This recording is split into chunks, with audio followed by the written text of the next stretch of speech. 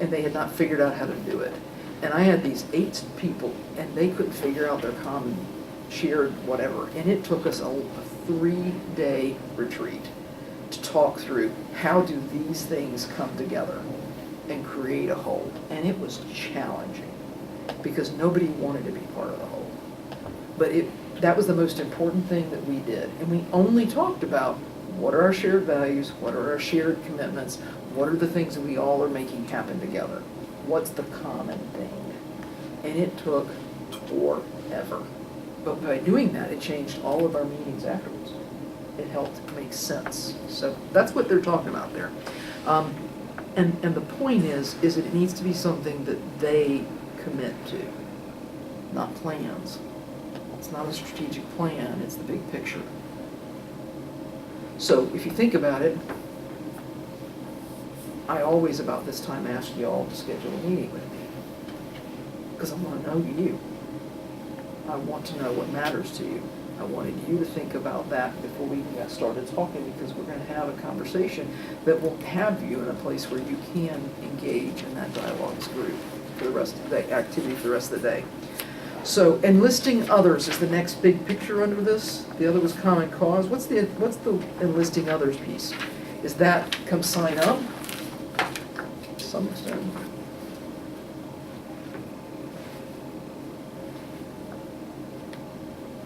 I think part of it is like selling it, so you have to create a picture of what you're going for that makes them want to be interested in it and want to have that same drive. So when you signed up for LaSalle, I know the minute you started thinking about it. I did. And I was listening to what you needed, and I knew it was consistent with what I was doing. And I remember the minute that you came in and said, I'm thinking about it, just out the gate, I want to be a part of this for these reasons. And it came down to what we were saying mattered and why we were doing it, for you especially. It came down to when you came in and our goals were similar to yours. 2 totally different reasons, by the way. Now, I don't know why y'all signed up. I remember why I asked you to sign up. But I remember when you talked about your commitment to the minor itself. It was some of the same things. But why don't y'all share? Because I can talk to everybody else. Why don't you share why you joined LaSalle?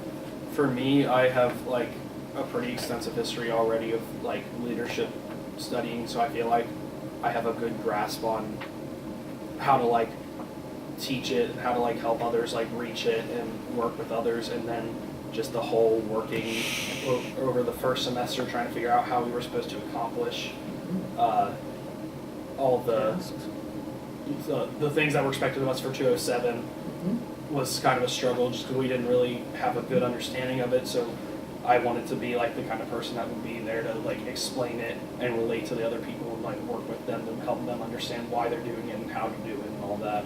What made you think LaSalle would let you do that? I mean, I knew there was opportunities to work as a peer mentor for the classes. So basically, we set out a structure that communicated to your goals. We didn't say, Jacob, here's what we think. We think this. That you saw yourself in that. So it doesn't have to be a personal dialogue. It doesn't have to be a, let me prove to you this vision matters. It's real. You saw it from the communications, frankly, I think we had during the orientation is what made you step forward. Yours was in structure. Yours was in a personal communication. I reached out and said, here's what I need, and I hope you think about this. So if you think about it, there's multiple ways that people can see this. How about you, Tanner? Well, part of it is really similar to JT, and then part of it is just I've always really liked helping people understand different topics, like just helping my little brother with his homework and stuff like that. And so I thought that would be good to be able to help people understand why we're doing some of the stuff that we are in the leadership minor. And then also just, I had Megan Perez for 207. She made things pretty easy. She was on top of a lot, and I want everybody to have that kind of experience because I know a lot of people were unclear about the purposes for different assignments and then what exactly we were supposed to do for different assignments. So you found a place as well, but I would bet Megan actually explained this was an opportunity for you as well. No, she didn't really talk about it. How did you find out about it? Just the email about the advisory board. Do you know how much time they spent on that email? They spent a lot of time on that email to try to communicate some of the things they wanted you to know, so that the right people with the right goals would step up and say, I want to do that. And what you just described, both of y'all, especially because I haven't heard it before, it's exactly what they were shooting for. See, that's how to do this. And you've already experienced it on one end, and now you're being invited in. The trick is how to keep that happening and how to model the way in a way that reflects that. Okay?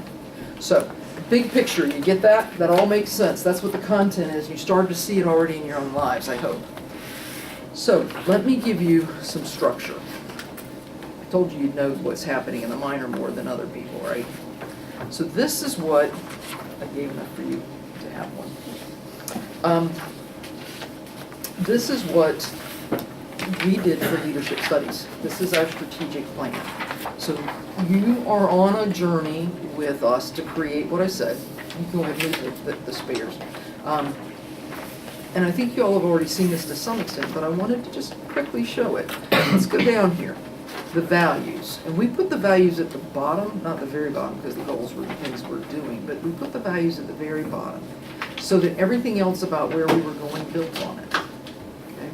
So we believe in authenticity, because we want to be who we say we are. And we want you to know what you can expect of us. We believe in equity. That's not equality, that's equity. It means that if you start here, we're going to figure out how you have the same opportunity as somebody who starts here to grow. Now, it doesn't mean you're going to end up at the same place either. Jacob talks about being on long, did you go by Jacob? JT. I didn't think that was right. That didn't feel right. JT talks about having had all this knowledge base before. Well, he may have here to somebody who's not had all that reading before. We're going to wind up giving you both a chance to excel as much as possible to wherever it is you're going. So it's not about one size fits all. It's unique to you. Ethics, we believe in care and justice. It's both sides of that ethics dialogue. And wanting to be clear that all of that is imperative to what we're doing. But we hope that all our interactions with you reflect that we're ethical and caring. At least we try to be those people. We believe in collegial partnership. It's taking the entire university to get us to this place. And if you were to see, I created a history outline of how we got here.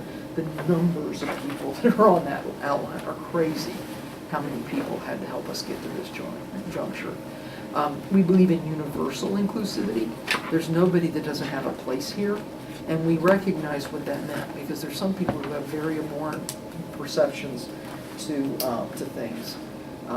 But the reality is that academics is a marketplace of ideas. So we're not suggesting that there's a way to be a leader or a thing you should be pursuing. We're suggesting that we will help everyone think about the leadership conundrum that they've decided to address.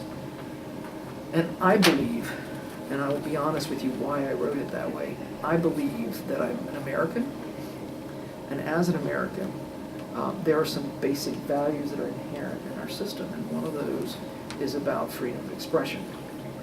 And the point of freedom of expression is, and I'm a double American. I'm an American and an academic institution, so there's the expression, the freedom of ideas that comes with the college experience, okay? So there's that intersection.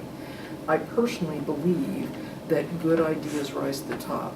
That doesn't mean everybody will come to where I think I am.